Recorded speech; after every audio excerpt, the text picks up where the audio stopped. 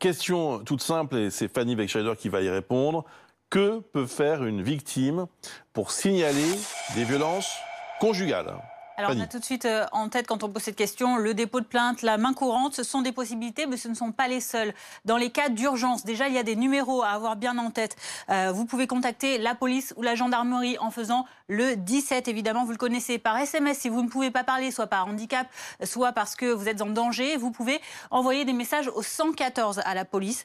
Vous pouvez également contacter les forces de l'ordre par messagerie instantanée, par chat, sur le site service-public.fr/CM. Pour ne pas compromettre votre situation, eh bien, l'historique de la conversation peut être effacé à tout moment. Et puis partout en Europe, vous le savez, c'est le numéro 112 qu'il faut utiliser, le numéro d'urgence européen. D'autres services sont également à votre disposition dans les toutes premières urgences. Le 15, c'est le SAMU, le 18, les pompiers, ou encore le 3919. C'est le numéro unique d'appel destiné aux victimes, mais aussi aux témoins de violences conjugales.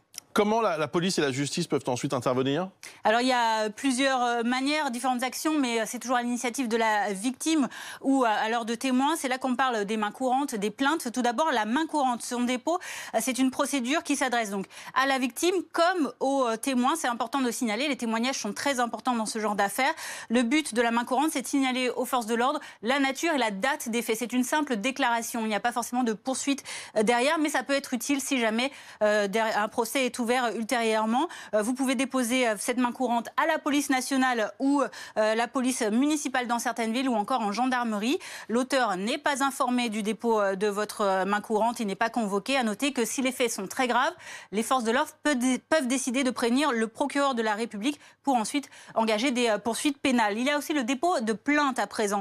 Il permet que l'auteur des violences soit poursuivi, condamné en justice. Le dépôt de plainte se fait soit sur place, soit par lettre, ça dépend de l'interlocuteur. Ça peut être directement sur place en police, en commissariat de police ou en brigade de gendarmerie.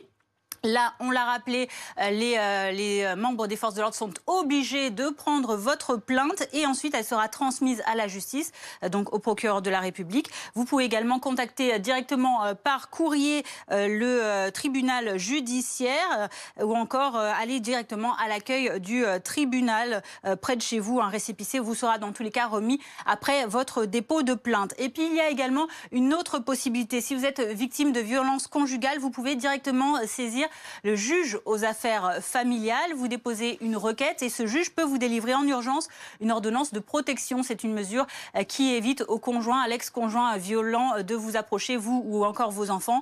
Pas obligé d'être assisté d'un avocat, et les frais d'huissier sont pris à la charge de l'État. On rappelle encore une fois l'importance à chaque fois, non seulement des plaintes, des dépôts de main courantes également des victimes, mais aussi de l'importance des témoignages dans ce type d'affaires. Merci beaucoup Fanny. Maître,